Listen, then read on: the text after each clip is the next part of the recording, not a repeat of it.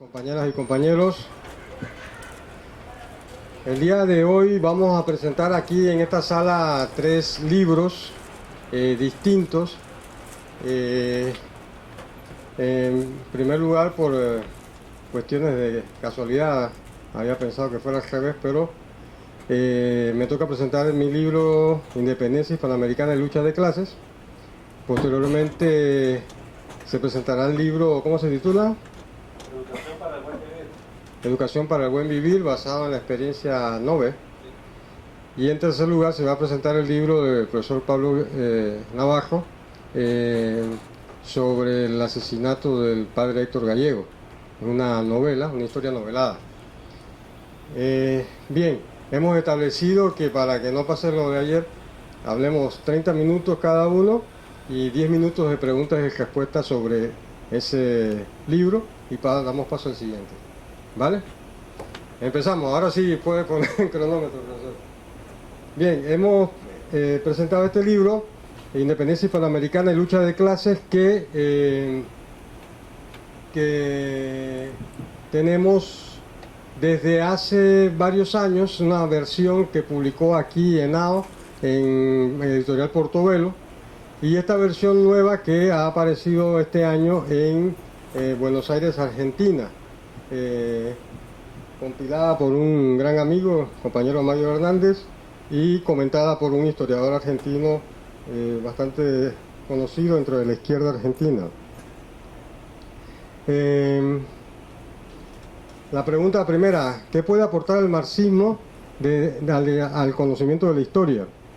En primer lugar, creo que la superación del historicismo, es decir, aquella historia contada simplemente como personajes y fechas, que es la que más odian los estudiantes, y que hace que los estudiantes en realidad detesten más la historia que lo que detestan las matemáticas, las cuales prefieren el respecto de la historia.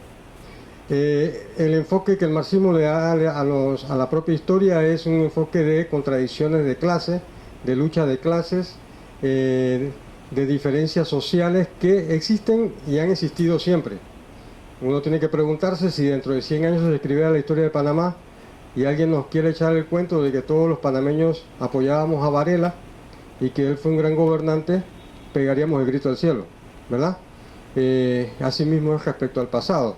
Creer que algunos personajes fueron omnipresentes y que no hubo contradicciones sociales y diferencias políticas es una ilusión vana. Además, superar el mito de la nación. La nación es una construcción ideológica reciente, incluso posterior a la independencia, lo cual comentaremos algo ahora más adelante. Bien, sobre el concepto de nación, siempre nos referimos a la obra de Leopoldo Mármora, el concepto socialista de nación. Él allí nos ha ilustrado con un criterio que para mí ha sido muy ilustrativo y que mucha gente ignora y que suele causarle confusión. Porque la nación tiene dos maneras de entenderse, doble acepción. Nación como nación cultura, es decir, como criterios étnicos y culturales que se construye una comunidad a lo largo de la historia y que se ve materializada sobre todo en la lengua, en el idioma, es un aspecto de la nación. Pero hay otra forma de concebir la nación como nación-estado, es decir, un gobierno, un territorio y una población. Es decir, nación-estado no es lo mismo que nación-cultura. Y a veces se confunden los dos términos. Por ejemplo, el abogado panameño Ovidio Díaz Espino escribió una obra que muy importante sobre la historia de Panamá que se titula La nación creada por Wall Street. Entonces aquí hablaron un lío de decir, empezaron a pegar el grito al cielo de que cómo era posible que Ovidio Díaz dijera que la nación panameña fue creada por los comerciantes burgueses de Nueva York. No, en el concepto nation en inglés se entiende en los dos términos y podría ser traducido como estado o como país, y en realidad cuando tradujo al español el libro le puso el país creado por Wall Street para corregir ese problema. Entonces ese es importante. Al siglo XIX por nación no se entendía lo que se entiende en la actualidad, se entendía simplemente como un concepto sinónimo de estado. En segundo lugar, quiero señalar que Al momento de la independencia no existían las naciones ni las identidades nacionales como las conocemos hoy en el siglo XXI, para nada. Había dos conceptos fundamentales: los españoles de América y los españoles de Europa, que eran los conceptos en torno a los cuales se hacían las identidades. Y esas identidades incluían a los criollos y a las clases bajas. En todo caso, no harían parte de esas identidades de la época las culturas indígenas, sobre todo las que no fueron sometidas por la colonización española ni fueron mestizadas en ningún momento. Pero en realidad ese criterio de que Bolívar actuó en función de un proyecto de nación venezolana es una equivocación. Eso no estaba claro al principio de la crisis. En segundo lugar, debo señalar que, no hubo un proyecto preconcebido de independencia. Los proyectos nacionales fueron surgiendo al final del proceso y no antes, las naciones como resultaron ser. Incluso eso explica los conflictos que había y que en la historia de Colombia llaman la historia de la patria boba. Es decir, cómo en el proceso que inicia la crisis de la independencia, en realidad las sociedades nuestras se dividieron en guerras civiles entre unos bandos y otros. Los colombianos, como hacen lo que se llama anacronismo, es decir, los historiadores llevan al pasado los valores de la actualidad, entonces pretenden presentar como que eran tontos estos próceres porque se peleaban entre sí en vez de defender a la patria que era Colombia. Falso. Esos próceres que disputaban en realidad no eran, luchaban por la independencia de Colombia. Cada uno luchaba por una visión distinta y una clase social distinta de lo que debía ser el Estado y frente a la crisis que se estaba dando. Incluso puedo decir con severidad que en 1810, que se señala como el año de la independencia para casi toda América Latina, en realidad solamente el cura Hidalgo en México proclamó claramente una independencia, mientras que en todos los procesos que se dieron no hubo ninguna proclama de independencia en 1810. Esa es una falacia histórica que se ha construido. La independencia en realidad es un proceso de revolución política dentro del Imperio Español. Marca la crisis del Imperio Español y la lucha de diversos sectores sociales por acomodar sus derechos políticos, sociales y económicos dentro de nuevas relaciones que se estaban creando después de la Revolución Francesa. Entonces, el proceso en realidad no nace como la lucha contra la opresión de los españoles que nos tenían oprimidos, sino nace, como todos los procesos, en una lucha contra un Estado centralista que para algunos le cobraba impuestos de más y no garantizaba los derechos económicos de diversas clases sociales. Pero esas clases sociales se van a convertir a su vez en una lucha interna en la que cada una pelea por su espacio y por sus derechos.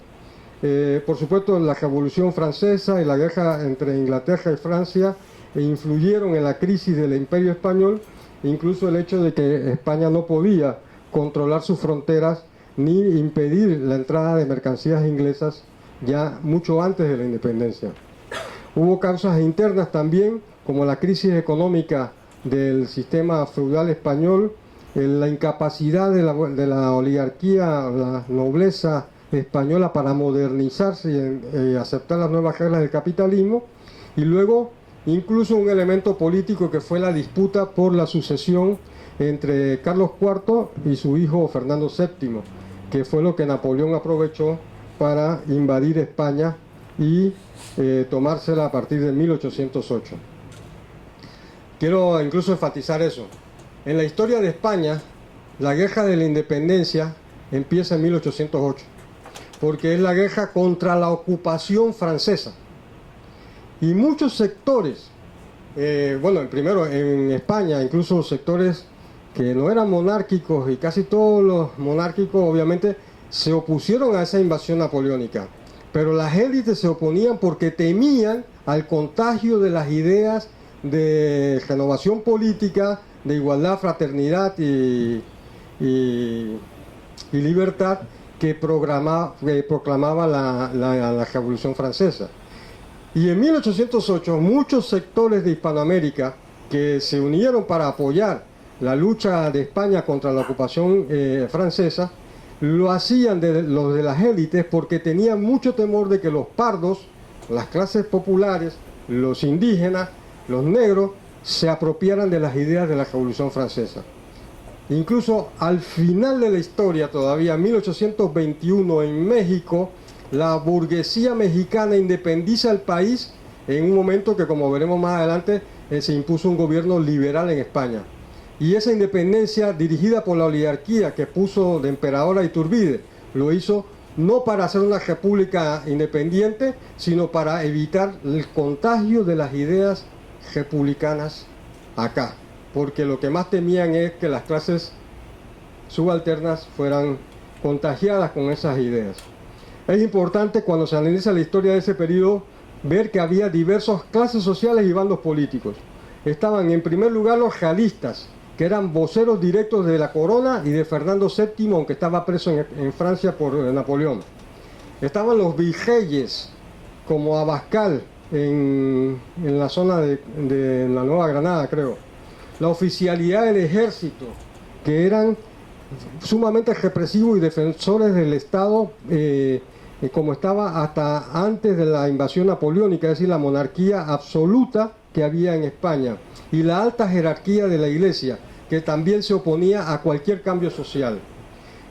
Siguiendo la escala, abajo estaban los criollos, la burguesía de nuestras regiones, expresadas por Camilo Torres o Belgrano en Buenos Aires, que deseaban algunos cambios políticos, deseaban ser partícipes de la toma de decisiones, pero no querían que las clases populares participaran de esas decisiones republicanas. Luego estaba la pequeña burguesía radical, que sí era más republicana. Las élites no eran republicanas, inclusive juraron lealtad a Fernando VII, pero ellas lo que querían era que se les permitiera participar del gobierno local, lo cual los monárquicos, que están a la izquierda del cuadro, no aceptaban. Entonces, pero la pequeña burguesía radical, en la que está Nariño, Bolívar, Moreno en Buenos Aires, Artigas, sí era republicana. Y en algún momento se hace con el poder y es la que proclama en verdad la primera independencia, no las primeras élites sociales. En el caso de Panamá no hubo ninguna independencia ni ningún proceso hasta 1821, muy tarde, 11 años después de iniciada la crisis. Y más abajo estaba el pueblo llano, los indígenas, los esclavos, los negros, que actuaron en diversos momentos. Por ejemplo, Carbonell, líder de la población artesanal de Bogotá, cuando las clases altas dudaban de ir a la independencia, cuando los pueblos salían a la calle y presionaban, es que él se lograba dar pasos hacia el proceso de ruptura con la monarquía española. Fueron claves en diversos momentos. Piñeres en Cartagena, Hidalgo en México, Beruti en Buenos Aires. Pero habría que decir inclusive un hecho contradictorio. Los negros y los indígenas fueron utilizados por el sector monárquico para oponerse a esas repúblicas que iniciaron en el primer proceso de independencia, porque ellos odiaban más a su enemigo directo, que era la burguesía criolla de acá, que a la monarquía, a la que veían como aliado, porque había habido incluso algunas leyes proteccionistas, sobre todo en el caso de los indígenas. Entonces, quien apresa a Nariño y lo manda a Cádiz es un grupo de indígenas del sur de Colombia, dirigidos por los monárquicos en ese momento de la primera lucha por la independencia. Y el propio Bolívar tiene que huir de Venezuela en una guerra civil que impone una sublevación de negros y mulatos del sur de Venezuela contra la república, la segunda república dirigida por Bolívar, y esa sublevación está dirigida por un español llamado Boves, que fue muy sangrienta y muy vengativa contra los criollos, eliminando prácticamente a todos los blancos de los pueblos del interior de Venezuela. Bien, la independencia fue una revolución siguió el modelo clásico del péndulo.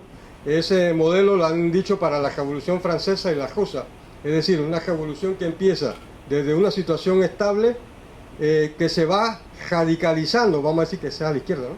Se radicaliza, llega a un extremo y vuelve el péndulo nuevamente a su situación, pero claro, no es la misma de antes, porque al final del proceso independentista, las élites oligárquicas que se habían opuesto a la independencia vuelven a tomar el poder y anulan el proyecto de Bolívar, que era el de la pequeña burguesía radical. Por ejemplo, en 1810, todas las declaraciones de independencia juran lealtad a Fernando VII. En realidad no fueron declaraciones de independencia, fueron actas constitutivas de juntas locales de los cabildos que, ante la crisis de la monarquía, ya el último rescoldo que le quedó a la monarquía española fue la ciudad de Cádiz, al extremo sur de España, protegida por la flota inglesa. Entonces ellos ordenan a los cabildos que se organicen en autogobierno, porque ellos desde España ya no podían hacer nada porque todo estaba tomado por los franceses y Napoleón. Entonces la primera lucha fue por la creación de esos cabildos en los que los criollos participaran.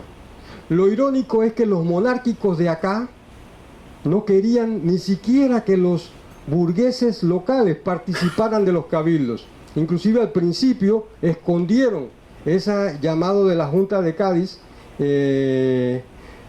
para que se constituyeran esos cabildos.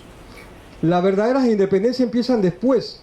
En el primer año, entre 1810 y 1811, empieza una crisis, una guerra civil, donde los monárquicos se oponen a esa constitución de cabildos y los anulan por completo y tratan de aplastarlos. Entonces ellos se ubicaron en ciudades distintas. Por ejemplo, en el caso de Argentina, que fue el único lugar donde la independencia se proclamó desde 1810, aunque en realidad no fue independencia, la monarquía nunca pudo volver a controlar, porque Moreno, que era del sector radical, mandó a fusilar a Liniers, que era el que fue el último virrey, y lo liquidó. Entonces le cortó la cabeza a los monárquicos. Pero en el caso de Venezuela, los monárquicos se asentaron en el este, en Coro, Maracaibo, y atacaron Caracas y acabaron con la Primera República.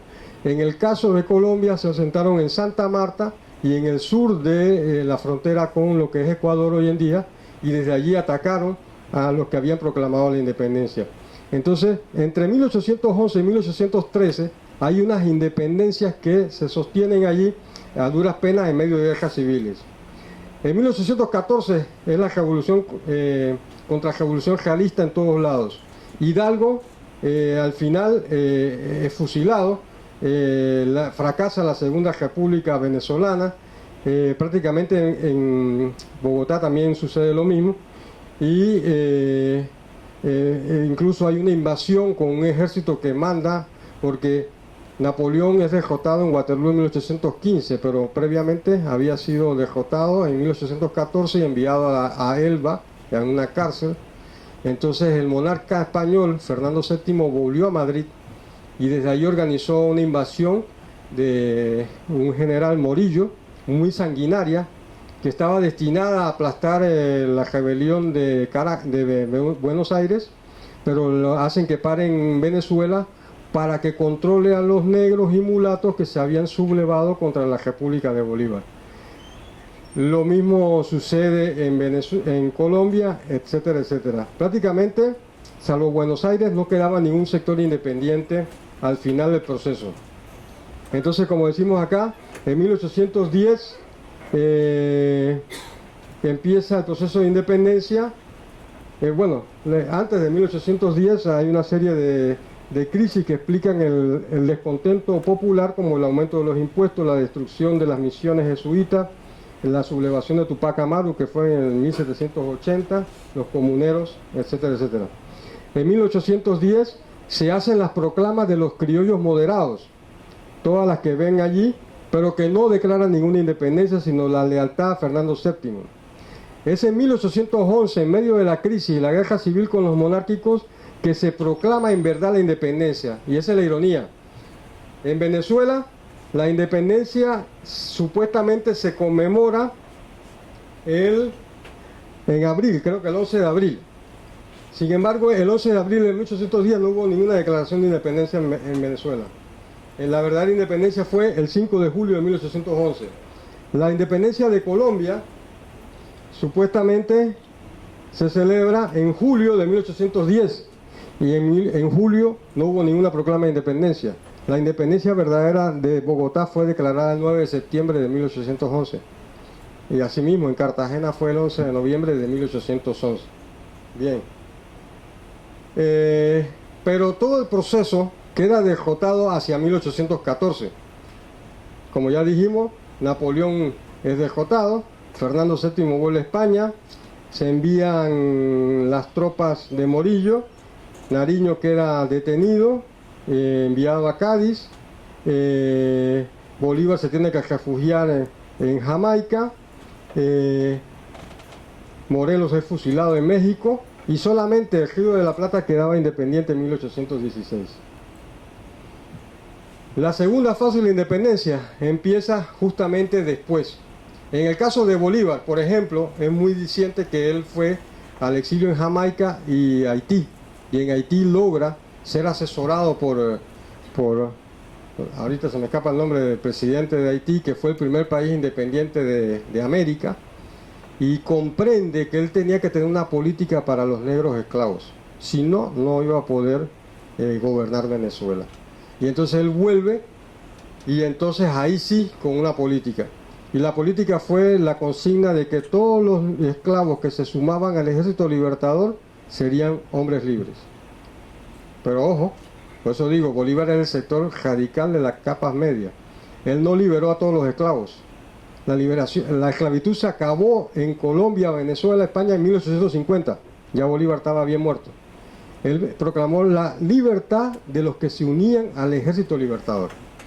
Ese es un tema importante a tenerlo claro. Y entonces eso le permite triunfar en Carabobo en 1819, crear el Congreso de Angostura con su constitución que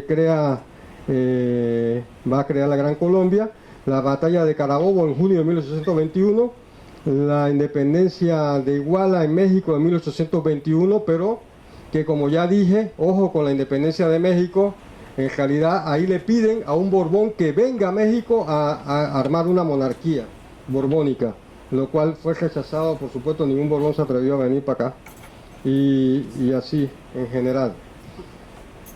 Sin embargo, en los años siguientes empieza el proceso de los criollos, que no lucharon en verdad por ninguna independencia y que se oponían a que las repúblicas llevaran las libertades democráticas a los sectores populares, empiezan a conspirar para derrotar los proyectos republicanos como el de Bolívar. Entonces ahí empieza el sabotaje. En el caso de Colombia, de Santander, que fue el vicepresidente de Bolívar, contra él, promoviendo la división respecto de Perú y Bolivia, que habían propuesto que se sumaran, y luego promoviendo la división con Ecuador y Venezuela, que terminan separados, y el final de la Gran Colombia en 1831. Bueno, y así en diversos lugares. Rápidamente, debo señalar que la construcción de los estados nacionales en realidad es posterior al proceso de independencia. Y al principio pudo ser cualquier cosa. Por ejemplo, Quito en algún momento fue parte, Guayaquil en algún momento fue parte de Perú, y pudo quedar del lado de Perú, y también se lo disputó Colombia. O sea que la conformación política no estaba clara. En algún momento de la independencia, Yucatán se declara independiente del Estado de México. Y otros estados así. Centroamérica era parte de México al inicio, y luego se independiza de México y se fracciona en 6 repúblicas. Es un proceso que va a durar hasta 1850, cuando empieza la construcción ya de los estados nacionales en base a su relación con el comercio exterior, lo que era el mundo comercial en ese momento, dirigido por las burguesías criollas, y empieza lo que yo quiero llamar la atención, es la construcción de esa ideología que son los nacionalismos. Es decir, la burguesía mexicana, que siempre odió a los indígenas y que lo sigue odiando hasta ahora, construye el mito del Estado mexicano sobre la base de referencias al Estado azteca, que no tiene nada que ver, que es muy diferente a México actual. La burguesía peruana, que los indígenas no les importa si se mueren de hambre, construyó el mito del gran Estado peruano en base al imperio inca, ¿no? Para venderlo como la idea de que somos una gran nación que viene del pasado. Y en Panamá nos han vendido el cuento de que esta nación se construyó pro mundo y beneficio en función del comercio y la creó Vasco Núñez de Balboa cuando descubrió el Mar del Sur y se casó con la India Nayansi, y de esa fusión nacimos los mestizos, el crisol de razas y no sé qué historia, cuando en realidad nuestra oligarquía es completamente endogámica, blanca, y bueno, todos tienen queridas de todos los colores, pero los hijos legítimos todos son blancos y de apellido de abolengo, como si fuera la nobleza europea. Entonces, esas construcciones ideológicas en las que pretenden que nos identifiquemos, en realidad son construcciones políticas, porque la cohesión de los estados capitalistas en el mundo actual ya no se hace en función de la legitimidad que otorga la religión o la iglesia, sino en función de que el ciudadano se siente identificado con la idea de que somos lo mismo todos juntos los panameños, no estamos divididos en clases sociales, sino que todos somos panameños con orgullo y levantamos la bandera nacional, y sobre todo cuando juega la selección, aunque pierda. Pero esa idea de unidad es necesaria para garantizar la dominación de la clase dominante panameña. Bueno, esa es un poco la presentación del libro que tenemos para ustedes. Si hay alguna pregunta breves, con mucho gusto las podemos resolver. Que la independencia, uno, que hay que revisar toda la historia de nuestros países. No es como nos la están contando en la escuela. Dos, que así como el día de hoy hay diferencias políticas, diversos partidos con diversos proyectos nacionales y diversas clases sociales que están en pugna, así mismo era en 1821 y así mismo era en otros momentos del pasado. Entonces esa historia idílica que nos enseñan en la escuela de que los próceres de la independencia y que todos estaban unidos y que... no es cierta. En algún momento tenía que haber otros sectores que tenían otras opiniones y otros proyectos políticos. ¿Compañero? Sí, buenas tardes. Sí. Entonces pudiéramos pensar que España, en su proceso de desprendimiento, de despojarse de los pueblos que acaparaban a América Latina o de América, empezaba ya a pesarle por efecto de que se le hacía difícil el traslado a esos países en cuanto a lo que es la economía o pérdida económica que ellos tenían grandemente en los grandes viajes hacia nosotros y hacia América. Entonces, ¿cómo podemos ver el asunto de que España pudo haber entregado a Panamá, a Grenada o a la Gran Colombia en ese entonces? ¿Cómo se califica ese proceso? Si es separación, si es independencia, porque los colombianos tienen algo después, más adelante, cuando se da la independencia de Panamá y Colombia, como que los colombianos que formaron parte de esos fueron traidores, pero en aquel entonces ellos aceptaron a Panamá y nos tenían sumidos en la pobreza y marginados totalmente en el olvido. Bien, este es un aspecto importante el que pregunta el compañero Anel. Bueno, en primer lugar, el proceso de crisis, lo que quiero señalar es que la crisis del Imperio Español es una crisis profunda que viene arrastrando porque España nunca pudo modernizarse, nunca pudo tener un capitalismo como avanzó Inglaterra, como avanzó en Holanda y en otros lados. Y eso es parte de la crisis del Imperio Español. Los ingleses eran capaces de vender mercancías que entraban a las costas del Imperio Español sin que ellos pudieran evitarlo, porque producía mucho más barato. Pero lo más importante es la segunda parte de la pregunta del compañero Anel. Los panameños tenemos que despertar y dejar de creer en la cigüeña. Compañeros, somos colombianos. Esa historia que nos venden de que Panamá era una gran nación de Balboa y tuvimos aquí una audiencia local que éramos independientes y que prácticamente nos unimos a Colombia porque sí, esa es una historia falsa. En primer lugar, ustedes acuérdense que el pirata Morgan atacó la ciudad de Panamá en 1771. La ciudad se destruyó y de eso los españoles sacaron la conclusión de que era mejor sacar la plata del Perú, de Bolivia, a través del río La Plata en Buenos Aires. Y empezó la decadencia en el Istmo, y eso está consignado por todos los historiadores panameños. La ciudad de Panamá se vació de gente que se fue al interior porque no había ni siquiera comercio, y las ferias de Portobelo terminaron de existir en 1840, fue la última. Y incluso mucha gente emigró de Panamá. Entonces Panamá era un país despoblado, no tenía ni 20.000 personas. Entonces, ¿qué estado podíamos hacer? Ninguno. En 1740, el imperio español reorganiza el imperio y Panamá es colocado como una provincia de la Nueva Granada, que era el virreinato, cuya capital se llamaba Bogotá. Panamá no tenía ni siquiera economía porque la economía de los empleados públicos les pagaban con una cosa que se llamaba el situado, que era un dinero que enviaban de Bogotá y de Lima para poder pagar a los soldados que estaban aquí, que era lo único que había, prácticamente. Entonces, ese cuento de que nos unimos libremente nos unimos libremente porque no había más opción que hacer, porque esta era una provincia de la Nueva Granada, en primer lugar.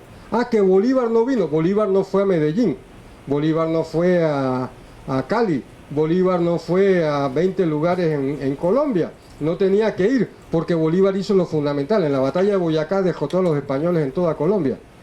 Y al final, el traidor general panameño, que aquí es prócer, que se llamaba José de Fábrega, que fue españolista hasta el último día, hasta el 27 de noviembre de 1821, al día siguiente se cambió al lado de la independencia porque le convenía, porque se dio cuenta que Bolívar estaba planeando una invasión al Istmo de Panamá. Entonces, esa es otra historia que se ha falsificado para incluso, y aquí termino, falsear un hecho, que es lo más importante. El cuento de que nos independizamos de Colombia en 1903. La mentira más grande del mundo. Panamá se convirtió en una colonia de los Estados Unidos en 1903. Y la separación de Panamá de Colombia no fue porque nos tenían olvidados. Bueno, todos los gobiernos de América tienen olvidados a sus pueblos siempre. Eso es otro problema. Colombia no oprimía a Panamá como otra nación. No había ninguna contradicción, como aquí nos venden un cuento en la escuela de que es como si Israel que oprime a los palestinos. Ahí son dos naciones distintas, como Rusia que oprime a los chechenos. Son dos naciones distintas. No, compañeros, éramos una sola nación. Comemos sancocho, igual que ellos. Y tenemos la misma cultura y el mismo lenguaje, aunque Colombia y Panamá siempre han tenido gobiernos opresores. El punto de la separación de Panamá y Colombia simplemente tiene que ver con lo que no quieren admitir los historiadores panameños y no le enseñan a la gente en la escuela. El Tratado de 1903, que con su zona del canal, sus bases militares, su intervención gringa, etcétera, etcétera. Estados Unidos separó a Panamá de Colombia para crear una colonia que ellos manejaban y puso en el gobierno a unos empleados de la compañía del ferrocarril de Panamá que eran agentes de ellos, que se llamaron José Agustín Arango y Manuel Amador Guerrero, que para acabar de fregar era cartagenero. Entonces, esa es la historia de verdad. La separación de Colombia no tiene nada que ver con eso. Ese es parte del mito de la nación del que hablaba antes. Querer decir que nosotros somos diferentes para que odiemos al pobre diablo de Colombia que viene a emigrar a nuestro país, para que odiemos al pobre diablo de Nicaragua que viene a odiar a nuestro país, que es nuestro hermano. Pero, como hace la diputada Zulay Rodríguez, ama al fulo gringo que viene aquí, a ese no lo critican nunca. Cuanto más se odia a Colombia, más gringuero se es en este país. Y eso es lo que hay que decir, y es parte de la educación, porque es la construcción del mito nacional como una ideología de cohesión política en torno a la élite de las 12 familias que Estados Unidos les regaló a este país en 1913. Bueno, gracias, para que los demás compañeros puedan hablar.